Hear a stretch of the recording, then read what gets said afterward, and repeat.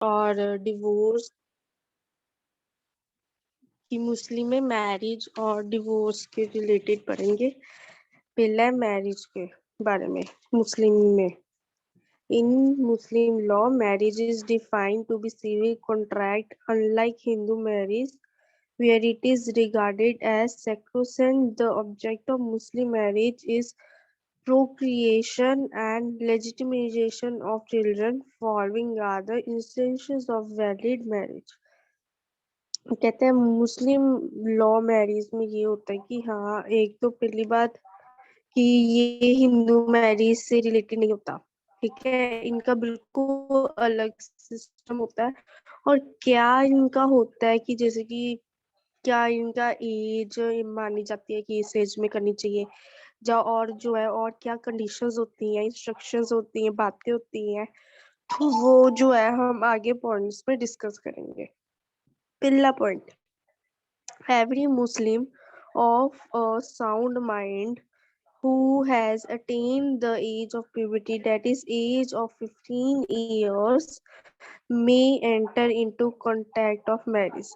मुस्लिम में अगर कोई जो बच्चा है ना, जो कोई 15 इयर्स का है, तो वो मैरिज कर सकता है। मुस्लिम में ऐसा होता है। ऐसे हिंदू में होता है कि 18 साल से कर सकता है, इनमें 15 साल से। फिर सेकंड पॉइंट है, there should be proposal made by or on behalf of one of the parties and the aperture of the proposal by or on behalf of other party। कि एक पार्टी मतलब कि लड़के वाली साइड और लड़की वाली साइड जो है, ये दोनों की सहमति होना बहुत जरूरी है कि हाँ, इतने एज में ये दोनों ही शादी करना चाहते हैं। ठीक है, कोई प्रॉब्लम तो नहीं है कि लड़का इतना ज्यादा बड़ा है, लड़की इतनी छोटी है। ठीक है, तो इस कारण ये सब कुछ देखते हैं ये। थर्ड है, proposal and acceptance of marriage must be in present hearing of two male witness who must be Muslims are of sound mind and major. Inshallah, witness are not required। कहते हैं शादी तभी पॉसिबल होती है कि दो दो मेल दो दो मेल जो पर्सन है वो बोले कि हाँ, ये शादी करो। ठीक है, मतलब कि अगर लड़की और लड़के वाली साइड में से उनकी उनकी मतलब कि मम्मी जो है ना, वो नहीं मान रही, कोई नहीं, जो फादर है, जो मेन मेंबर है, मेल मेंबर जो है, वो अगर एग्री कर जाता है तो फिर मैरिज जो है वो मान ली जाती है। और मैरिज में ये दो मेल का होना बहुत जरूरी होता है। जब वो कह देते हैं, मैरिज में शादी जब होती है तो वो कह देते हैं कि हाँ, ये शादी करो, तभी शादी जो है वो होती है। The words used in proposal and acceptance must be clear and inconvenience which can convey the intentions of marriage। कहते हैं जो शब्द बोले जाते हैं वो उन पे बहुत ही ध्यान दिया जाता है। उनको बहुत क्लियर लफ्जों में बोला जाता है कि हाँ, उनका हर एक मतलब जो है उनको साथ साथ में समझाया भी जाता है मैरिज में, जब शादी चल रही होती है। Fifth, neither writing NOR any religious ceremony is required. कहते हैं ये नहीं कुछ कोई लिखाई ही नहीं चाहिए होती कि हाँ, अगर लिखा है तब भी शादी होगी। ऐसा कुछ नहीं है, जैसे कि अब हिंदूज में होता है कि कुछ रिंग सेरेमनी होगी, कोई और सेरेमनी होगी, और उसके बाद में इतने फंक्शंस के बाद में जाके शादी होती है। इनमें डायरेक्ट शादी कर देते हैं।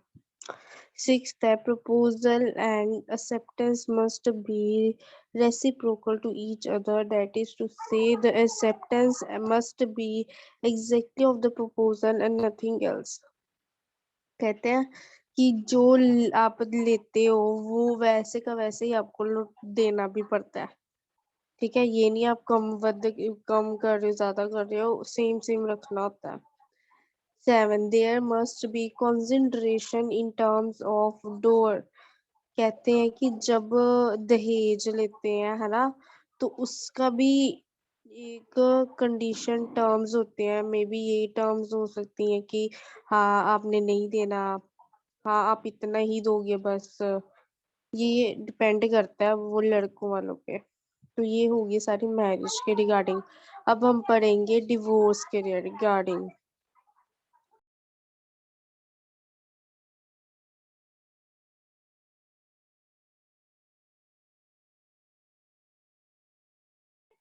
डिवोर्स का अब हम करेंगे next topic, divorce.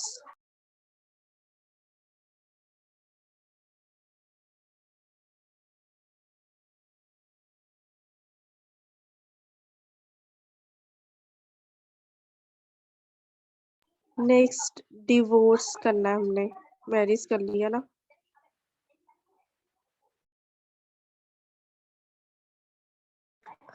Firm union of husband and wife is necessary condition for happy family life। कहते हैं हस्बैंड और वाइफ का मानना कि हाँ हम सहमत हैं, शादी से बहुत होना जरूरी है। ये नहीं कि हस्बैंड माना हुआ है और वाइफ मानी नहीं है तो जबरदस्ती शादी कर रहा है, नहीं। इनकी सहमति होना बहुत जरूरी है। इस्लाम therefore insist of substance of marriage, but other unfortunate circumstances the dissolution of marriage take place and matrimonial contract is broken। कहते हैं कि आपको, जब मैं आपको मैरिज धक्के, कोई चीज धक्के से करवाई जाए है ना, और आप नहीं कर पाते, तो उस सर्कमस्टांसेस में, मतलब उस सिचुएशन में, उस इन्वायरमेंट में आपको क्या करना चाहिए, आपको सहमति होनी चाहिए तभी आप करो, नहीं तो आप वरना मत ही करो। सब्सटेंसेस मतलब कि धक्केबाजी से कोई चीज करवाना। सर्कमस्टांसेस मतलब सिचुएशन, इन्वायरमेंट। फिर उसके बाद में take place and matrimonium contract. Matrimonium contract कि अगर आपकी रजामंदी है ही नहीं तो आप क्यों, मतलब बिना कोई रजामंदी से कोई चीज करवाना। आगे है डिवोर्स में be given either by the act of husband और वाइफ। अब डिवोर्स जो है वो हस्बैंड भी दे सकता है, वाइफ भी दे सकती है, जो देना चाहे। A husband may divorce his wife by repudiating the marriage without giving any reason। Husband को कोई रीजन नहीं देना पड़ता कि हाँ मैं इस कारण अपनी वाइफ से डिवोर्स ले रहा हूँ, वो सीधे डिवोर्स ले सकता है, उसको कोई रीजन बताने की नहीं जरूरत।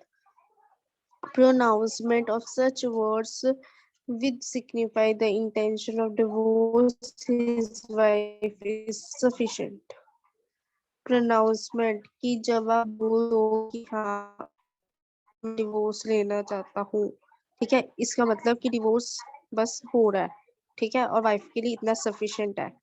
कि ये नहीं वाइफ कहेगी कि हाँ क्यों ले, ये कर रही हो, वो वाइफ चाहे पूछ ले, बट ये चीज जो लॉ है, जो गवर्नमेंट है, वो नहीं पूछेगी, वो फॉर्मेलिटी नहीं होगी। Initially, a wife could not divorce her husband by her own accord, but wife के केस में ऐसा नहीं होता। वाइफ अपने आप जो है डिवोर्स नहीं ले सकती खुद से। She can divorce her husband only where husband has delegated such rights to her or under an agreement। कहते हैं वो डिवोर्स तब भी ले सकती है अगर उसका पति राजी है। अगर पति राजी नहीं तो वो डिवोर्स जो है नहीं ले सकती। But after enactment of the Dissolution of Muslim Marriage Act 1986, Muslim wives also got right to dissolve their marriage by an order of the court। कहते हैं इनएक्टमेंट की एक लॉ निकाला गया, ठीक है, मुस्लिम द्वारा, जो 1939 में, जिसको बोला मुस्लिम मैरिज एक्ट। उसमें बोला क्या कि हाँ वाइफ भी जो है वो ले सकती है, एक लड़की अगर चाहे तो वो भी ले सकती है। क्लियर है? जी मैम, अगर इसके मतलब मुस्लिम लॉ के अंडर, जैसे marriage and divorce under the Muslim law, इसके 2-3 एग्जांपल्स दो, तो इसी में से एग्जांपल्स आएंगे मैम, मतलब इनमें से ही मैं, मतलब जो फर्स्ट वाला लाइन है ये लिख सकती हूँ। Okay.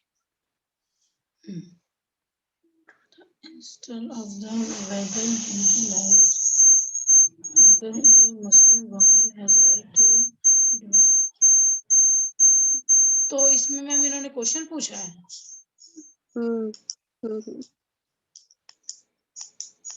मैम फर्स्ट वाले का तो नहीं आ रहा मेरे को, फर्स्ट वाले का आप बता दो। The essential, what are the essentials of a married Hindu marriage? जो मैरिज का टॉपिक है ना वो सारा का सारा आप लिख सकते हो, जब उसमें से जो लाइंस है ना वो आप लिख सकते हो इसमें। पर मैम ये तो हिंदू हिंदू मैरिज के बारे में है ना, तो ये मैंने लिखा ही नहीं है मे बी। नहीं तो आपको मैंने पढ़ाया तो है ऊपर, तो फिर जो पढ़ा है आपने वो ही लिखोगे। मैम ऊपर अभी हमने 7 पेजेस कर लिए हैं, उसमें से मैं कहाँ ढूंढूंगी। इसका आप आंसर बता दीजिए ना, मैं नोट कर लेती हूँ नोटबुक पर। ऐसे मैं एग्जैक्ट कैसे बताऊँ अब आपको, आप बुक के अकॉर्डिंग ही डालूंगी मैं अपने वर्डिंग में, चलो बता देती हूँ, फिर उसके बाद में आप बुक में देख लेना बुक में क्या लिखा है। ये जैसे मुस्लिम का, रुको ये देखो, जैसे हिंदू है ना, हिंदू टॉपिक है, फिर उसके नीचे आपको दिया गया मैरिज का, फिर मैरिज का पैराग्राफ आपको लिखवाया गया, ठीक है। अगर आपको आता है हिंदू मैरिज वर्ड, आया ना ये हिंदू मैरिज, तो आपने ये पैराग्राफ लिख देना है। ऐसे ही आपको फिर नीचे डिवोर्स का लिखवाया गया पैराग्राफ, अगर आता है हिंदू डिवोर्स तो ये पैराग्राफ लिख दो। ऐसे ही मुस्लिम का, मुस्लिम का दिया मैरिज, फिर मैरिज का दिया पैराग्राफ, मुस्लिम मैरिज आता है तो ये पैराग्राफ लिख दो। फिर अगर आया डिवोर्स तो फिर ये पैराग्राफ लिख दो। ये तो हमने ऊपर पढ़ा है मुस्लिम का, है ना, वैसे हिंदू का भी उससे ऊपर, मुस्लिम से ऊपर आपको दिया। अब अपने अकॉर्डिंग लिखो कि जो आपको लर्न रहे, मैंने तो लर्न रखना ही नहीं, जो आपको इजी लगता है वो आपको लर्न रहे वो देखो ना आप। ठीक है मतलब आपके लिए जो इजी है लाइन। मैम, मेरे लिए तो जो इजी भी है जो डिफिकल्ट भी है सारे इम्पोर्टेंट है ना। तो मुस्लिम बात तो एक ही तरीके से ना समझ के करोगे तो मतलब लर्न, अगर रट्टा करोगे फिर नहीं ना रहेगी इसमें से। बाकी क्लियर हुआ। Yes ma'am. Okay, next topic is Hindu and Muslim law on concession. Hindu law, अब इसमें पहले हिंदू फिर मुस्लिम आगे डिस्कस करते हैं। Hindu law of concession.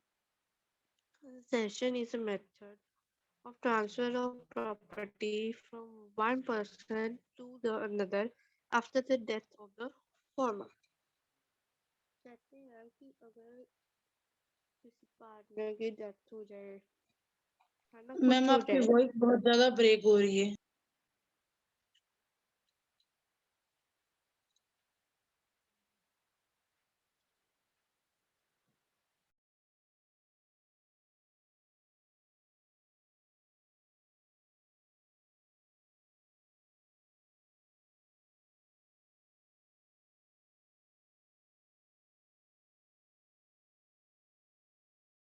Ma'am आवाज नहीं आ रही है आपकी।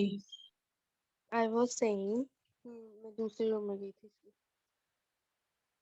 तो मैं ये कह रही हूँ कि अगर मतलब कि जैसे हमने एक प्रॉपर्टी का कोई काम हो, है ना, जैसे जा किसी की एक पार्टनर की डेथ हो गई है, तो जो प्रॉपर्टी है दूसरे पार्टनर को जाएगी नहीं जाएगी, या क्या होगा वो प्रोसीजर, वो हम इसमें डिस्कस करेंगे। After independence we have uniform secular laws of secession of all Hindus. The old Hindu law and customary law of concessions start abrogated. The preferential treatment of male over females has been considerably removed by the codification of Hindu Section Act 1956. The law of concession can be classified into two heads. हम कहते हैं कि कहीं जैसे भेदभाव भी हुए कि हाँ एक जगह जो है वो कि ये नहीं कि मेल को मिलेगी प्रॉपर्टी अकेले फीमेल को मिलेगी, है ना। तो कहते हैं कि वो जो है भेदभाव ना हो तो उसके लिए एक एक्ट तैयार किया गया जिसको बोला गया हिंदू कंसेशन एक्ट 1956 में कि जिसमें कोशिश की गई कि दोनों को सेम हिस्सा मिले। कंसेशन का मतलब मैंने सबसे पहले यही बताया था जिसकी हम बात कर रहे हैं कि हाँ प्रॉपर्टी अगर मिलेगी तो किसको मिलेगी, ट्रांसफर ऑफ प्रॉपर्टी अगर होगी वो किसको मिलेगी। एंड एब्रोगेटेड का मतलब कि अगर कुछ चीज मिल रही है तो वो क्यों मिल रही है। प्रीफरेंशियल ट्रीटमेंट, प्रीफरेंशियल ट्रीटमेंट की प्रीफरेंशियल का मतलब होता है कि जैसे कि किसी को मैम आपकी आवाज बीच में रुक जा रही है बिल्कुल।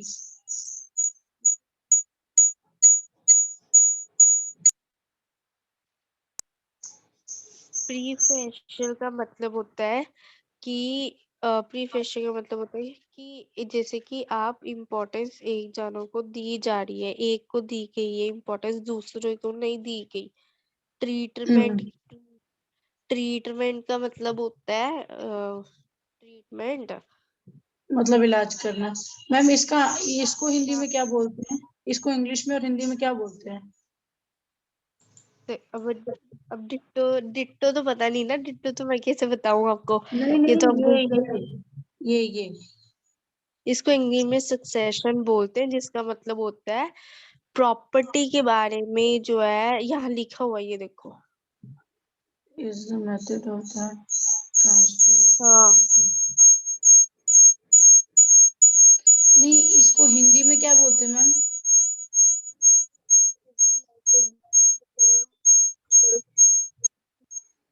मैम आपकी वॉइस बहुत ज्यादा ब्रेक हो रही है। मैं बता रही हूँ।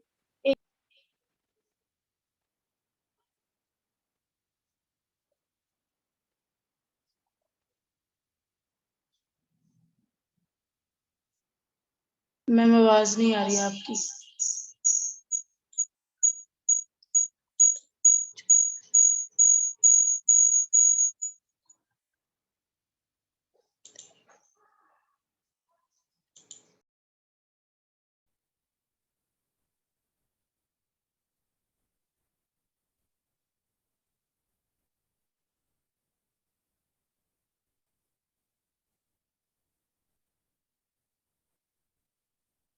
हेलो। हाँ जी, अब अभी भी नहीं मैम, अभी भी रुक रही है।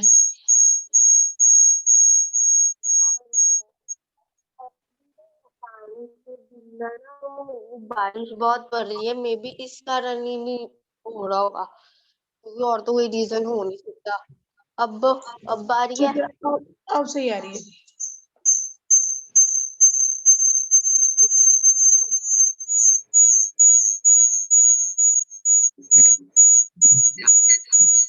तो ये मैंने बोला दो लॉ जो है वो बनाए गए थे। पहला लॉ है वो है टेस्टामेंट्री सक्सेशन। मैम इसका और मतलब? दूसरा लॉ, ये मैं बताती हूँ। और दूसरा है इंटरस्टेट सक्सेशन। अब टेस्टामेंट्री सक्सेशन में क्या होता है, ये लॉ का नाम है कि हाँ जिस प्रॉपर्टी के रिलेटेड क्या होता है, इसका मतलब ये अब हम समझते हैं, आगे एक्सप्लेन किया गया। The property separate divided undivided develops according to the will of the person who has ownership over the property or interest in the same, It deals with the rules relating to the devolution of the property of relations as well as others. इसमें सबसे important word जो आपको मतलब समझना बहुत important है, उसका मतलब विल का मतलब पता है आपको? यस मैम, विल विल का हमारा मतलब फ्यूचर में यूज होता है। या मैम, विल का पता है। कोई चीज जब हम करेंगे तो जैसे हाँ कि मैं आपको कॉल करूंगी, आई विल कॉल यू, तो विल का जो यूज है वो हमारे मतलब फ्यूचर में होता है। हाँ, वो वाला विल नहीं, आई मीन ओके, आपको नहीं पता होगा, मतलब जो प्रॉपर्टी के लिए विल नहीं यूज होता, मतलब कि एक विल बनाया जाता है कि जैसे कि डॉक्यूमेंट्स जिसको बोलते हैं, कि जिसमें हम्म। प्रॉपर्टी का लिखा होता है कि जैसे कि ये बंदा जब इसकी डेथ हो जाएगी तो इसकी प्रॉपर्टी जो है, इतनी प्रॉपर्टी इसके सन को मिलेगी, इतनी प्रॉपर्टी इसकी डॉटर को मिलेगी। जो वो मैम प्रॉपर्टी का बनता है उसको विल कहते हैं। ये जाते हैं है ना, तो उसको हम्म। बोलते हैं विल। ओके। तो कहते हैं कि जो प्रॉपर्टी जो है उसकी सेपरेट होना, ठीक है, उसका डिवाइड किया जाना, सब कुछ जो है वो सब कुछ जो देखा जाता है वो देखा जाता है टेस्टामेंट्री सक्सेशन में। उसको नाम दे दिया इन्होंने टेस्टामेंट्री सक्सेशन। मतलब कि जिधर ये सब चीज जो है विल तैयार की जाती है और उसको देखा जाता है कि किसका हिस्सा कितना है, क्या है, तो ये सब जो है वो देखा जाता है। मैम ये उसको टेस्ट बोल, मेट भी कहाँ लिखा है? ये देखो फर्स्ट पॉइंट की हेडिंग। अच्छा ये, ठीक है। फिर आगे सेकंड है, वो है इंटेस्टेट succession. It is based on the rules which determine the mode of devolution of the property of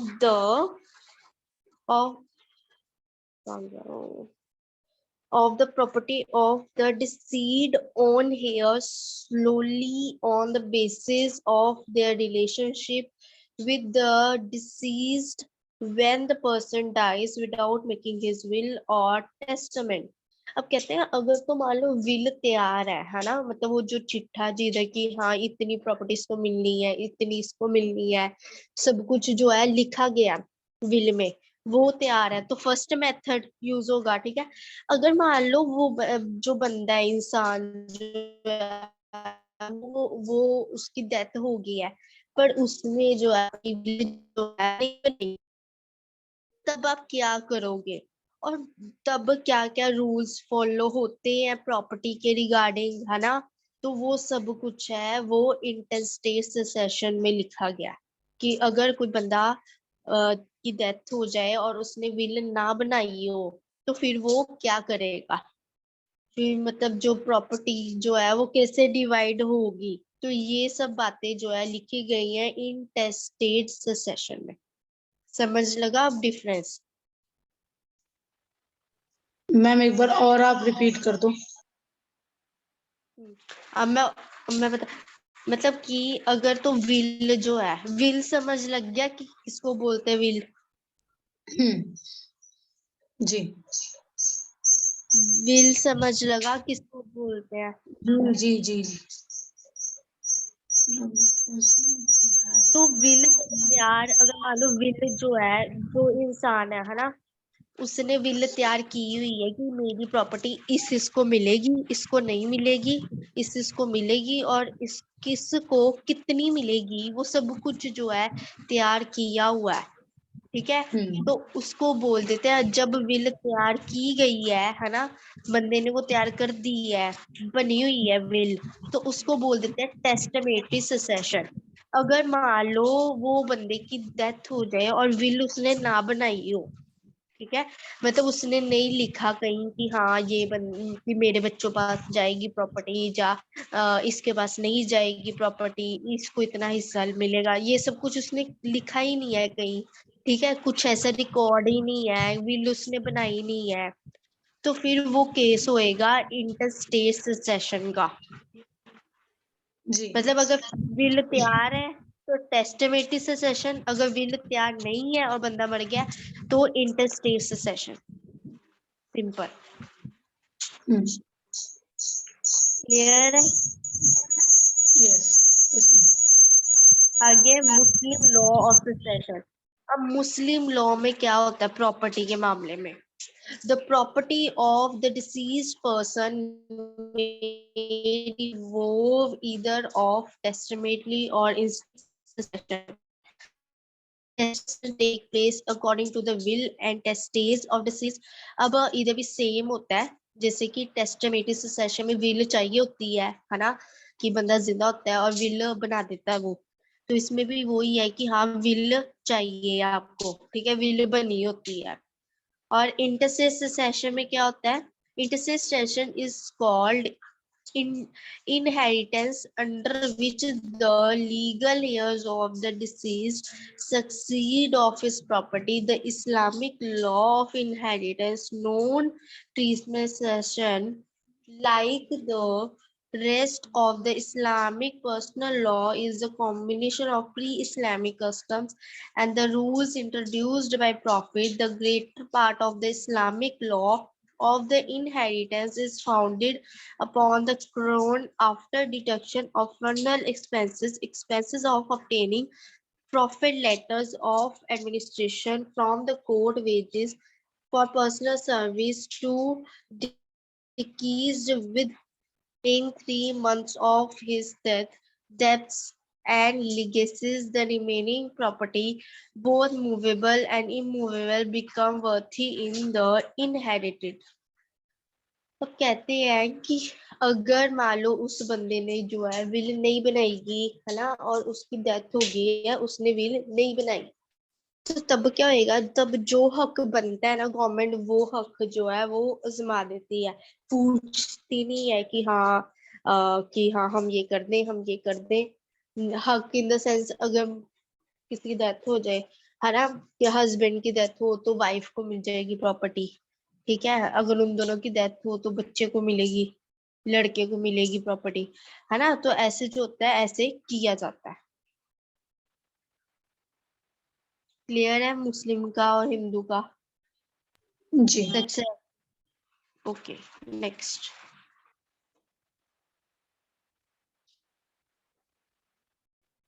comparative analysis of Muslim and Hindu law inheritance। अब इनहेरिटेंस का मतलब ये होता है कि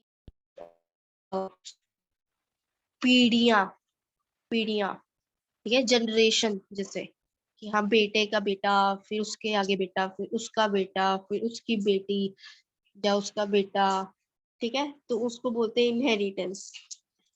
In Muslim law, all property is one. There is no distinction between ancestral or self-acquired or separate property, whereas in Hindu law there is separate and self-acquired property. अब कहते हैं मुस्लिम में ये नहीं होता कि हाँ कि प्रॉपर्टी इसको मिलेगी, इसको मिलेगी, इसको नहीं मिलेगी, ठीक है, उसमें इक्वल कर देते हैं। बट हिंदू में कभी बार इक्वल नहीं करते, इन द सेंस कि हिंदू में कभी कभार बोल देते कि हाँ लड़कियों को देनी है, लड़की को नहीं देनी, कि लड़की की तो शादी हो जानी है, उसने चले जाना है, इसलिए लड़कियों को ही देनी है। पर मुस्लिम में ऐसा नहीं होता ज्यादातर। बाकी ये डिपेंड करता है, पर्सन टू पर्सन डिपेंड करता है। There are no such things as joint family property in Muslim family, whereas amongst Hindus, the concept of joint family property is prevalent. कहते हैं मुस्लिम में ये होता है कि हाँ सबको, अगर आपकी पूरी फैमिली है ना, चाहे वो बाहर रह रही हो, चाहे जिधर मर्जी रह रही हो, तो आपको उसका हिस्सा दे दो, अपना दो, कोई बात नहीं है, ठीक है। पर हिंदू में होता है कि अगर वो कहीं बाहर भी रह रही है ना, तो आपने उसका हिस्सा तब भी छोड़ना ही है, उसको देना ही है, आप अपने पास नहीं रख सकते, चाहे वो बाहर रह रही है, जब बाहर रह रहा है, ठीक है।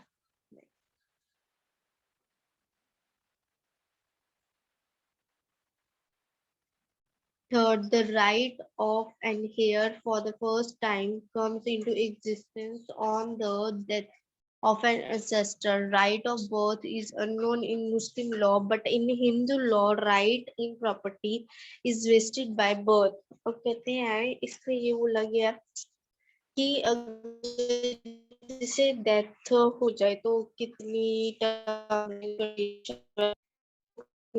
है कि मतलब वो कहने का अगर डेथ हो गई है ना, अगर मुस्लिम में डेथ हो गया है तो वो चाहे प्रॉपर्टी जिसको मर्जी दे सकता है ना, बट हिंदू में ज्यादातर जो है विल बनाई जाती है पहले से ही। ठीक है, वो कोई ऐसा नहीं कि हाँ हम ऑन द स्पॉट बनाएंगे, मतलब पहले से ही जो है वो विल जो है वो तैयार की जाती है। Next, fourth point, Muslim law does not recognize the doctrine of representation. The estate of the deceased person develops upon his heirs at the moment of his death. The estate vests immediately in each heir or in proportion of the share provided by the Muslim law.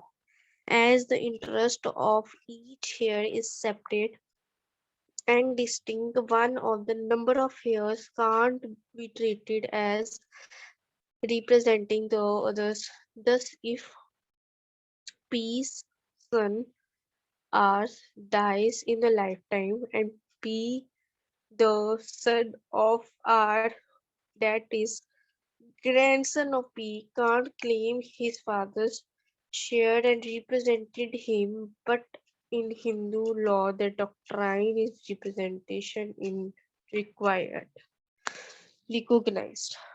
कहते हैं मुस्लिम law में अगर मान लो जैसे कि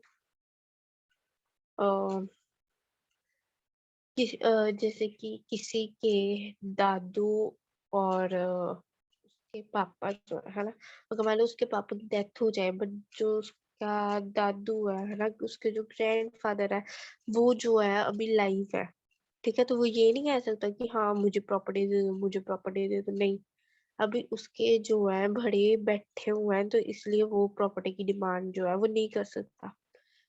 property जो है वो ग्रैंडफादर के नाम पे ही रहेगी वो जो है जिंदा है। तो कहते हैं है, ठीक है, और हिंदू में तो ऐसा ही होता है।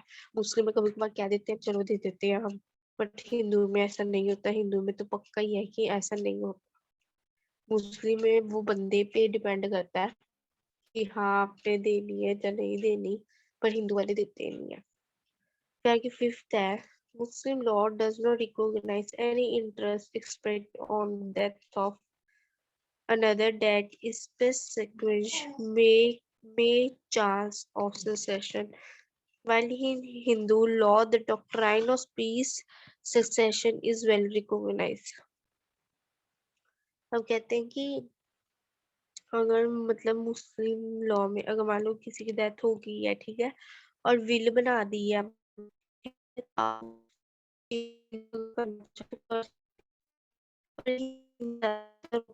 बना दी गई है तो मैम ये फिफ्थ वाला पॉइंट दोबारा से आप रिपीट कर दो, क्योंकि आपकी आवाज ना बीच में बिल्कुल मतलब कट गई थी। ओके।